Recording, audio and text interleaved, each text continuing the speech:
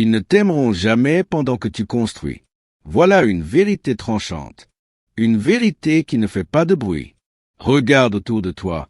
Observe le monde. Qu'est-ce que nous célébrons collectivement? Qu'est-ce qui remplit les fils d'actualité, les journaux, les conversations de salon? Ce ne sont jamais les efforts. Ce ne sont jamais les doutes, les chutes, les mille et une fois où quelqu'un est tombé avant de se relever. Non. Le monde, mes amis, ne célèbre que les fruits visibles. Il acclame la victoire, jamais le processus. Il aime les couronnes, mais ignore royalement les cicatrices. Et toi, oui toi, là, dans ton coin, tu continues à bâtir inlassablement, dans l'ombre, loin des projecteurs, sans un seul applaudissement pour réchauffer tes nuits. Tu tombes, tu te relèves, tu recommences, jour après jour, parfois sans voir le bout du tunnel. Pendant tout ce temps, qu'es-tu aux yeux du monde? Un rêveur, un naïf, peut-être même un égaré. On te regarde avec une condescendance polie, un sourire en coin. Tes projets sont des chimères, tes ambitions des folies. Tu es invisible, tu es seul, jusqu'au jour.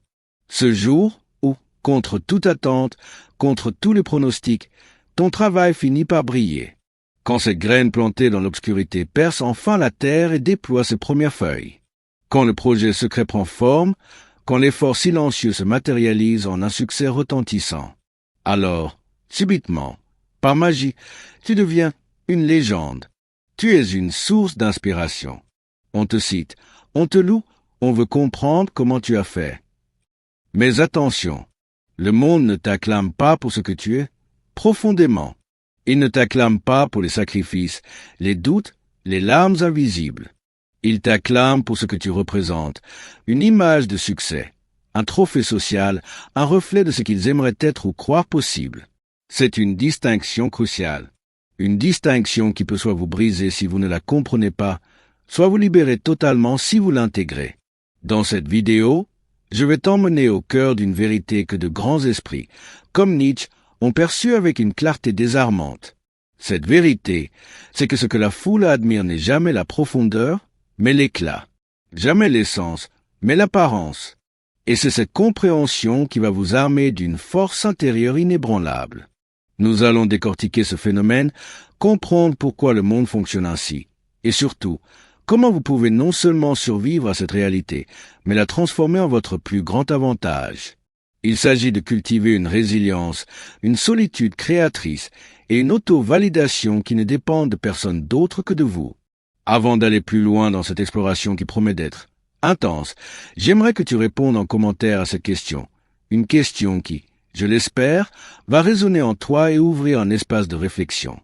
Pose-toi sincèrement cette question et partage ta première pensée en commentaire. Ensuite, si quelque chose en toi presse déjà que cette vérité te concerne, que tu as déjà ressenti cette invisibilité, cette indifférence alors que tu bâtissais tes rêves, abonne-toi à la chaîne pour ne pas manquer les prochaines vérités qui dérangent mais qui libèrent. Lâche un pouce bleu sur cette vidéo. Ton soutien est essentiel pour que ce message atteigne ceux qui en ont besoin. Et surtout, reste jusqu'à la fin, car il y a une révélation finale que personne ne t'a jamais dite. Une clé pour transcender cette loi sociale et trouver une paix profonde, quelle que soit la reconnaissance que tu obtiens ou non. L'anatomie du mépris et la force de l'obscurité. Pourquoi cette indifférence, ce mépris, cette invisibilité pendant la phase de construction? Pourquoi ce changement radical une fois le succès visible? Ce n'est pas de la méchanceté pure, c'est bien plus profond, bien plus systémique.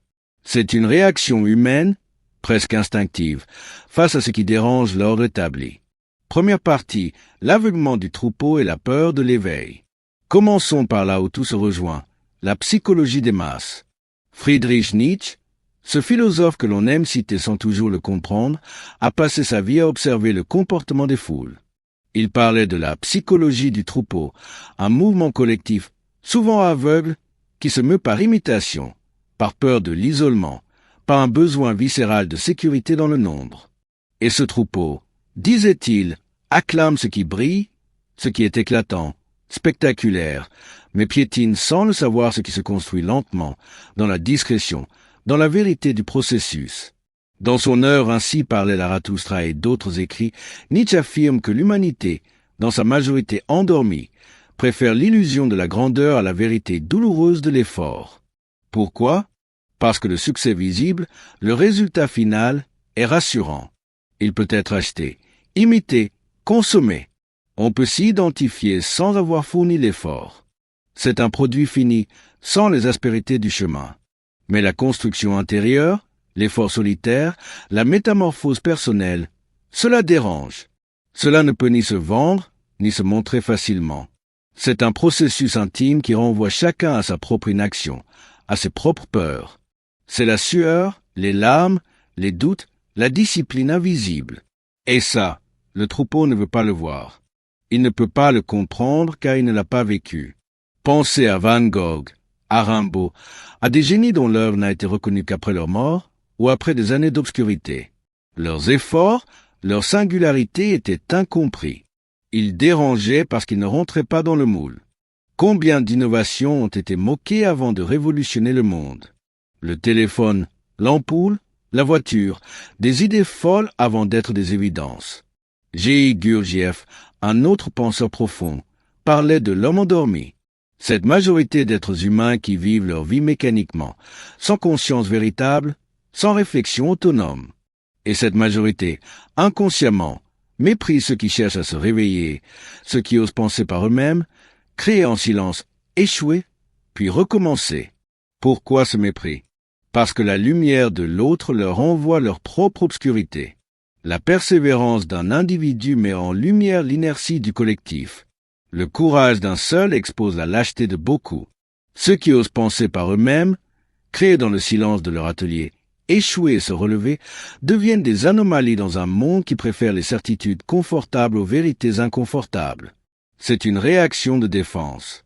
Ton audace, ton cheminement solitaire sont perçus comme une menace, pas comme une vertu. Dans la Grèce antique, les sophistes étaient adulés. Maîtres de la rhétorique, ils savaient briller en public, persuadés par l'apparence. Socrate, lui, dérangeait. Sa quête de vérité, ses questions incessantes qui exposaient l'ignorance des puissants, le rendaient dangereux. Résultat, il a été condamné à mort. La vérité dérange, l'éclat fascine. Au XVIIe siècle, Baruch Spinoza, un des penseurs les plus brillants de son temps, fut excommunié par sa propre communauté religieuse pour avoir eu le courage de penser autrement. Il a préféré la liberté de sa conscience à la sécurité du groupe. L'audace est toujours perçue comme une menace, pas comme une vertu. L'originalité est marginalisée avant d'être célébrée, si elle l'est. Ce que tous ces penseurs, ces figures historiques, ont en commun, c'est qu'ils ont compris une chose essentielle. L'opinion publique est volatile, paresseuse et profondément inconsciente. Elle s'attache à ce qui éblouit, jamais à ce qui élève. Elle applaudit le spectacle, pas le travail acharné des coulisses. Voilà pourquoi tant de vérités, tant de chefs d'œuvre, tant de vies exceptionnelles sont restées cachées, méprisées ou incomprises pendant des années, parfois des siècles. Parce qu'elles ne faisaient pas de bruit, parce qu'elles exigeaient de regarder à l'intérieur de soi, là où peu osent aller. Et c'est précisément dans cette obscurité intérieure que naissent les plus grandes métamorphoses. C'est là que se construit, brique par brique, ce que le monde finira par appeler un succès, sans jamais comprendre ce que cela a vraiment coûté. Deuxième partie, le voyage solitaire de la construction. Ils ne t'aimeront jamais pendant que tu construis. C'est une loi aussi ancienne que l'humanité elle-même. C'est une règle tacite de l'univers que nous habitons. Tu peux avoir le feu sacré, des idées lumineuses qui pourraient changer le monde, une discipline de fer à faire pâlir les moines les plus ascétiques. Tant que rien ne brille à l'extérieur, tant que le résultat final n'est pas palpable, quantifiable, visible sur leurs écrans, tu seras ignoré, voire méprisé. Pourquoi? Parce que ton processus dérange. Il rappelle aux autres leur propre inertie, leur propre stagnation. Il les confronte à cette petite voix intérieure qu'ils ont appris si habilement à faire taire. Cette voix qui leur chuchote. Toi aussi, tu pourrais faire plus, tu pourrais oser davantage. La honte de l'inaction. Quand tu refuses de rester à ta place, quand tu travailles en silence, quand tu échoues, te relèves et continues coûte que coûte, tu réveilles involontairement quelque chose chez eux. La honte de n'avoir jamais essayé. la frustration de n'avoir pas persévéré. Tu deviens un miroir qu'ils ne veulent pas regarder. Ton existence même, ta persévérance silencieuse, est une accusation muette contre leur propre renoncement. Voilà pourquoi tu ressens ce silence glacial autour de toi. Ces moqueries à peine voilées. Tu perds ton temps. Tu es utopiste. Ce sourire condescendant. C'est mignon. Il essaie. Ce n'est pas toi qu'ils rejettent. C'est le rappel incarné que ta vie représente. Tu es une insulte vivante à leur paresse, à leur manque de courage. Et tant que tu n'as pas encore réussi selon leurs critères, ils ont le pouvoir de te nier, de te minimiser. C'est une forme de défense psychologique, une manière de justifier leur immobilisme. Le monde, répétons-le, aime le spectacle du succès, pas la lente agonie de la construction. On célèbre la médaille d'or au JO, jamais l'entraînement solitaire à l'aube, les doutes, les nuits blanches, les sacrifices invisibles que l'athlète a endurés pendant des années. Tu peux souffrir en silence, renoncer à tout ce qui est facile, offrir ton âme et tes tripes à ton rêve le plus fou. Personne ne viendra. Et plus tu persévères, plus tu sembles fou à leurs yeux. Prenons rapidement quelques exemples. L'entrepreneur qui sacrifie ses week-ends investit toutes ses économies dans un projet incertain. Ses amis le voient comme obnubilé, risqué, hors sol. Il est seul face à ses bilans comptables, ses nuits sans sommeil. L'artiste qui crée pendant des années sans vendre une seule toile. On lui conseille de trouver un vrai travail.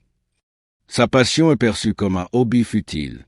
L'écrivain qui passe des milliers d'heures devant son écran, face au syndrome de la page blanche, au rejet d'éditeurs. Ses proches le voient comme un rêveur irréaliste. Aux yeux de la société, l'échec temporaire est synonyme de rater sa vie. L'effort sans résultat immédiat est considéré comme une perte de temps. C'est là que Nietzsche a vu clair.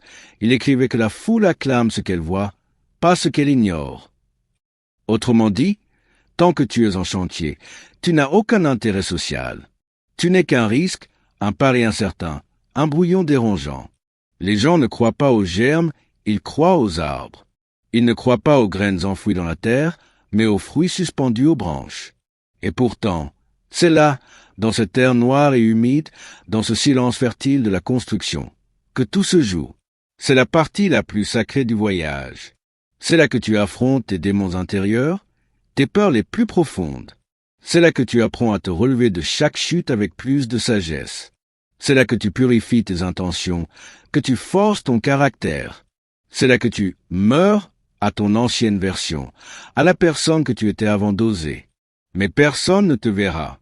Personne ne t'applaudira. Personne ne t'aidera. Et plus tu avances sur ce chemin, plus tu sentiras cette solitude viscérale. Une solitude qui n'est pas une malédiction, mais une bénédiction déguisée.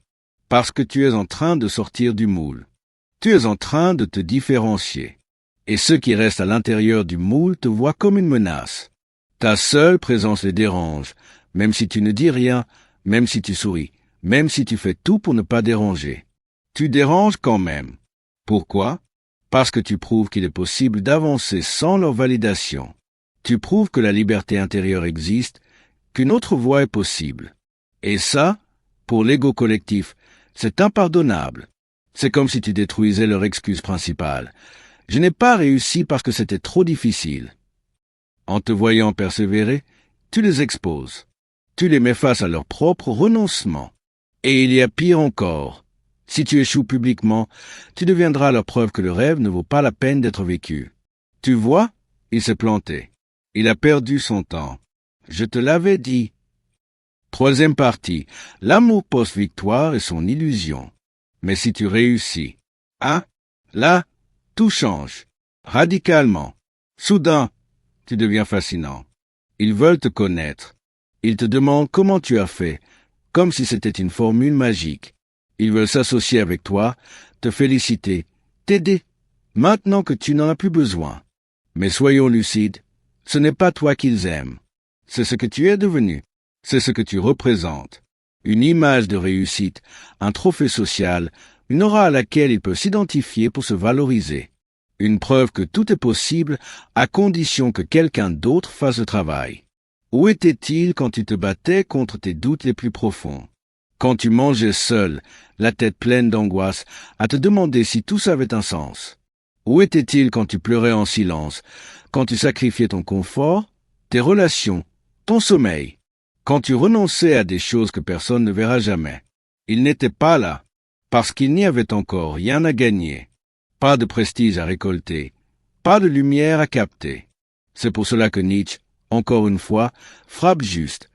Il ne suffit pas de briller, il faut aussi savoir survivre au mépris. Et cela, mes amis, exige une force intérieure que rien d'extérieur ne peut te donner. Il faut un feu intérieur inépuisable, une voix qui te murmure. Continue, même si personne ne regarde. Continue, même si tout le monde se tait. Continue, même si tu es épuisé. Cette voix-là, c'est ton âme, c'est ton essence. Et c'est elle, et elle seule, que tu dois écouter. Parce que si tu attends le soutien du monde pour avancer, tu vas mourir de soif dans le désert de l'indifférence. Le soutien vient toujours trop tard. Il arrive quand tu n'en as plus besoin. Quand tu as déjà traversé l'enfer, quand tu n'as plus rien à prouver. Alors oui, ils finiront par t'aimer. Mais ce ne sera pas un amour vrai. Ce sera une admiration intéressée, une reconnaissance conditionnelle, basée sur tes résultats et non sur ton être profond. Et tu devras avoir assez de lucidité, assez de recul, pour ne pas te perdre là-dedans. Ne laisse pas leur validation tardive définir ta valeur. Tu dois comprendre ceci, tant que tu construis, tu es seul. Et c'est normal, parce que la construction est une initiation. Elle te sépare de la foule. Elle t'éprouve. Elle te prépare à un niveau de conscience que peu atteignent. Et c'est justement parce que tu es seul que tu es en train de devenir quelqu'un d'unique, d'authentique. Si tu étais accompagné, soutenu, applaudi à chaque étape, tu n'apprendrais jamais à marcher sans béquille. Tu ne saurais jamais ce que vaut ta propre lumière, ta propre force intérieure. Voilà pourquoi tu dois continuer, même dans le silence assourdissant, même dans la poussière de l'échec temporaire, même dans le rejet. Parce qu'un jour, tout ce que tu vis maintenant, toutes ces épreuves, feront partie de ta légende. Non pas pour impressionner les autres, non pas pour leur prouver quelque chose, mais pour que toi tu saches ce que tu as traversé, pour que toi tu n'oublies jamais la valeur inestimable de ton propre feu intérieur. Tu dois comprendre une chose essentielle. Ce n'est pas ta valeur intrinsèque que les gens reconnaissent lorsque tu réussis. C'est l'image qu'ils peuvent tirer de toi. Il y a un gouffre abyssal entre être et paraître, et ce gouffre, l'humanité moderne l'a creusé encore plus profondément.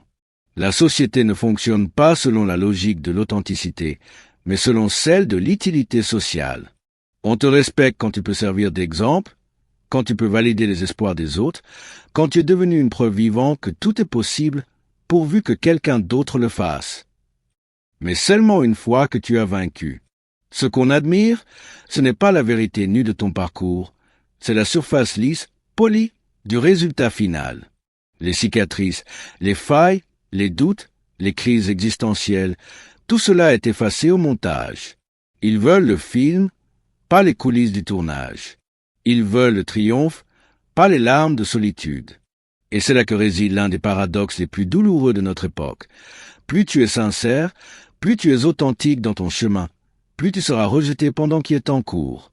Plus tu es fidèle à ton axe intérieur, à ta singularité, plus tu es perçu comme marginal, voire dangereux.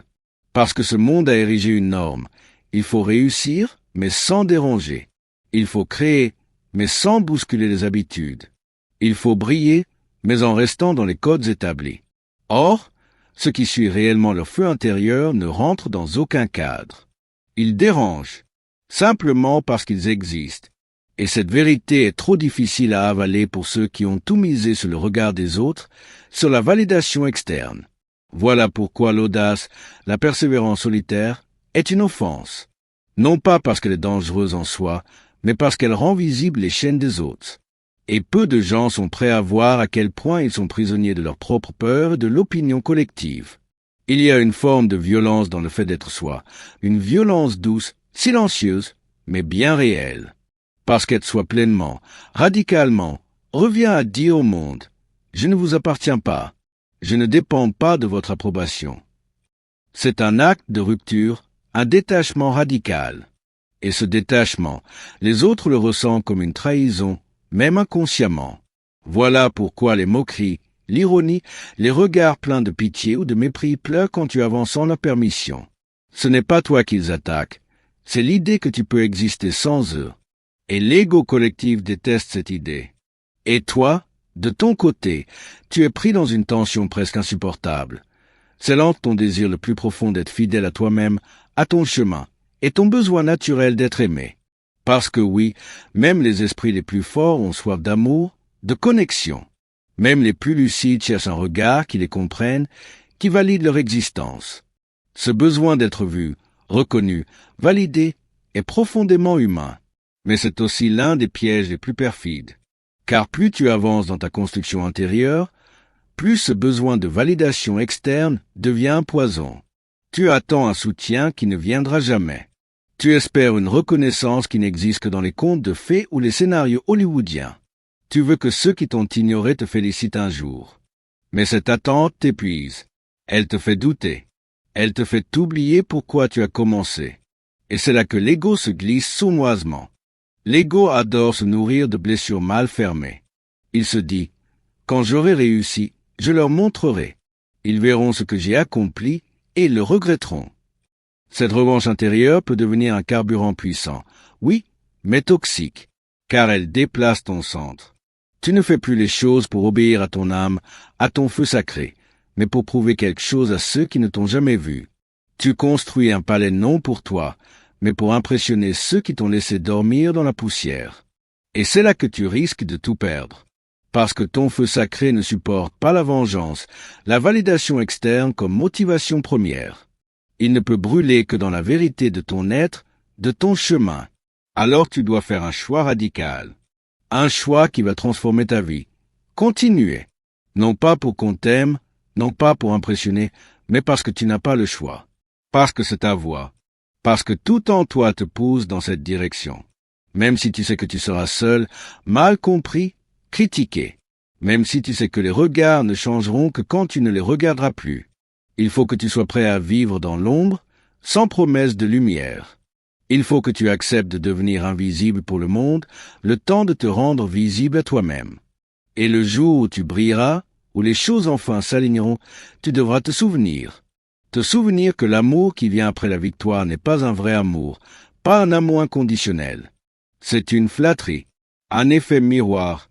Les gens ne t'aiment pas pour toi, ils t'aiment pour ce que tu leur appelles, la possibilité d'un ailleurs, d'une réussite. Mais cette possibilité, ils ne l'ont pas construite. Toi, oui.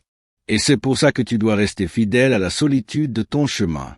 Ce n'est pas une malédiction, c'est une bénédiction cachée.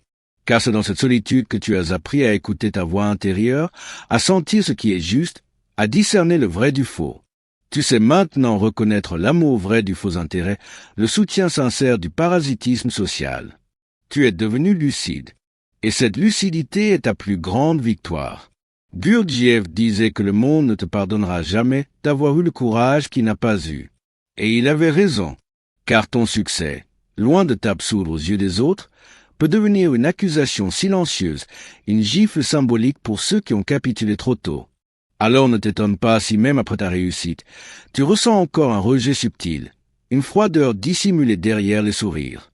C'est normal, tu es devenu ce que beaucoup rêvaient d'être sans jamais oser. Et ça, c'est insupportable pour les âmes tièdes. Mais ne tombe pas dans le piège de leurs besoins. Ne deviens pas leur gourou, leur prophète, leur preuve. Ne cherche pas à être aimé après coup. Continue ton chemin. Reste libre, reste vertical. Laisse-les t'aimer ou te détester. Ça ne change rien à ta vérité. Parce que ce que tu le fais pour une autre raison. Pour un feu qui te dépasse. Pour une mission qui t'appelle. Pour une voix intérieure qui ne négocie pas avec la foule. Alors oui, ils finiront par t'aimer. Mais toi, tu ne seras plus là à attendre. Parce que tu auras compris que l'amour véritable n'arrive jamais après la réussite. Il était là dès le départ, en toi. 4e partie, les clés de la liberté intérieure.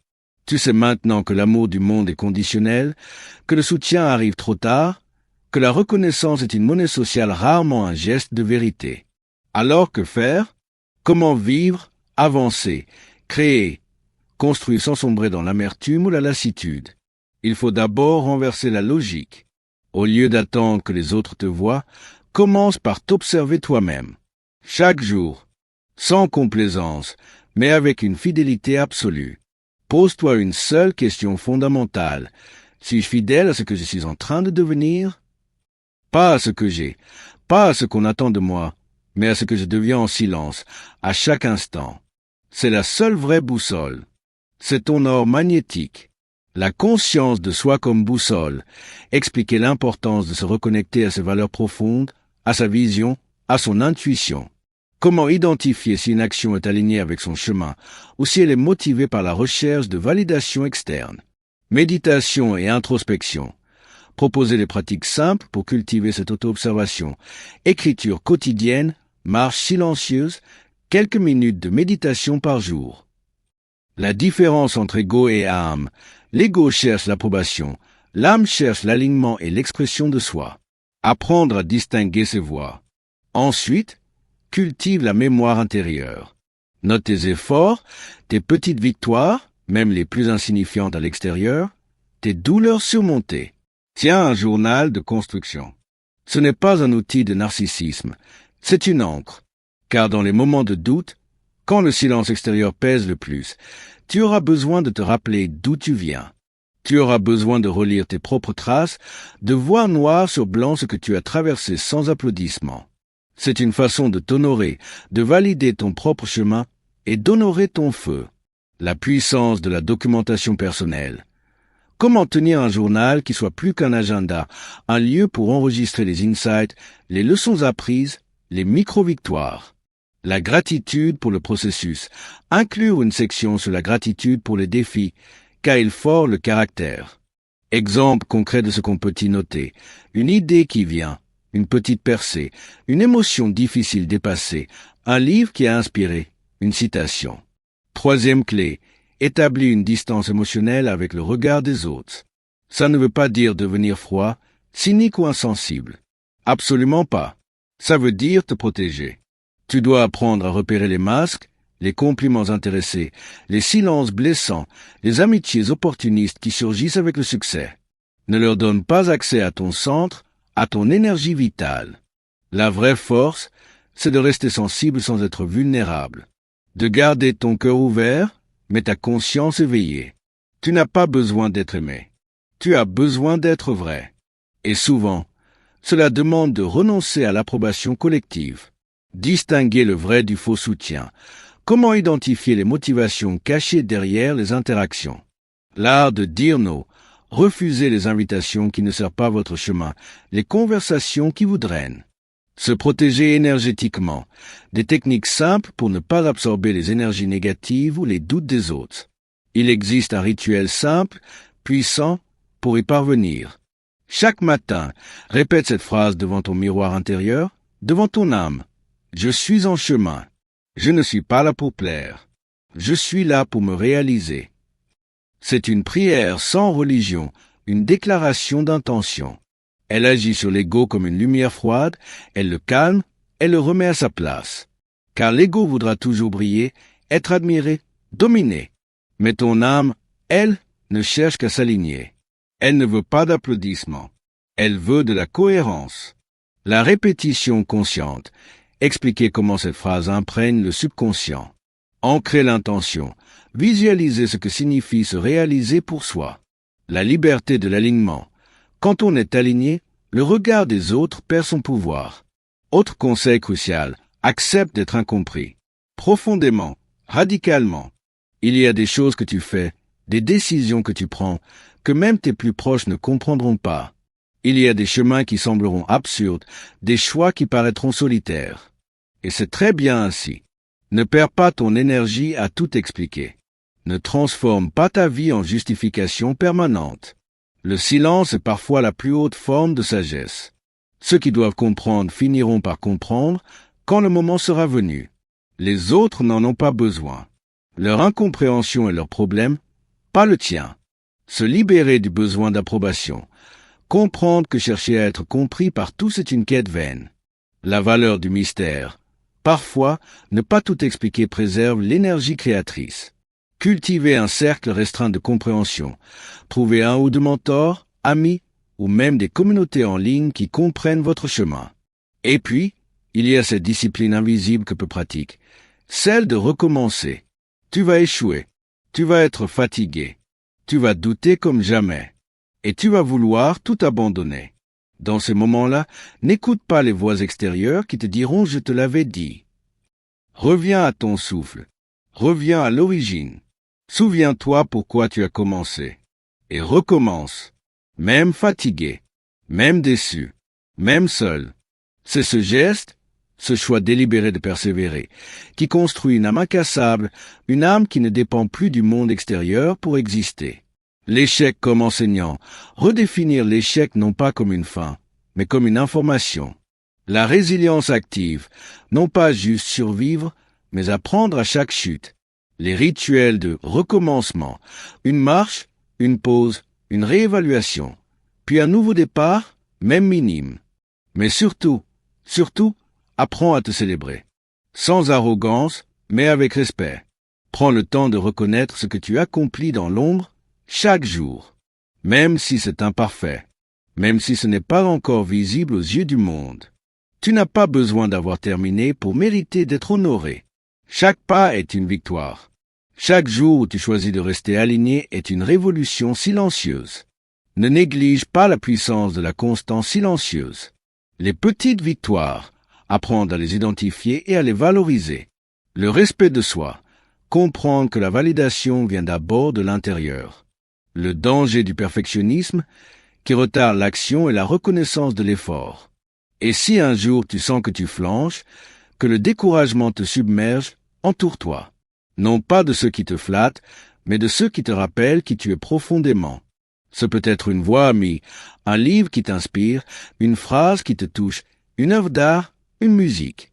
Parfois, un simple souvenir de ta motivation originelle suffit à te remettre sur pied. Crée-toi une réserve de lumière, des lectures inspirantes, des musiques qui élèvent, des pensées qui te ramènent à ton feu originel. C'est cette nourriture invisible qui te gardera vivant quand tout semblera s'effondrer. Les mentors silencieux, livres, podcasts, figures historiques. La différence entre soutien et flatterie. Cherchez la vérité, même si elle pique. L'importance de la nature et de la beauté. Se ressourcer dans ce qui est plus grand que soi. Enfin, il faut parler du pardon. Oui, du pardon. Tu devras pardonner. Pardonner à ceux qui ne t'ont pas soutenu, à ceux qui t'ont méprisé, à ceux qui t'ont abandonné en plein chantier. Non pas parce qu'ils méritent ton pardon, peut-être que non, mais parce que toi, tu mérites la paix. Tant que tu gardes en toi une rancune, un désir de revanche, une blessure ouverte, tu n'es pas libre. Or, toute la beauté de ton chemin, c'est qu'il mène à une liberté intérieure que personne ne peut t'enlever. Le pardon est la dernière porte, celle qui te libère de l'espoir que les autres changent et qui te rend pleinement à toi-même. Pardonner pour soi. Le pardon n'est pas pour l'autre, c'est une libération personnelle. Lâcher le besoin de vengeance, qui est un poison pour l'âme. La paix intérieure comme objectif, plus précieuse que toute validation externe. Tu n'es pas seul, tu es unique, et c'est très différent. La solitude n'est pas un vide, c'est un espace sacré, un espace de création, de retour à soi, de puissance silencieuse. Ce n'est pas une punition, c'est une préparation. Et un jour, ceux qui t'ont ignoré verront le fruit de ton travail. Mais toi, tu n'auras plus besoin de leur montrer, parce que tu sauras ce que ça t'a coûté, tu sauras ce que tu as traversé.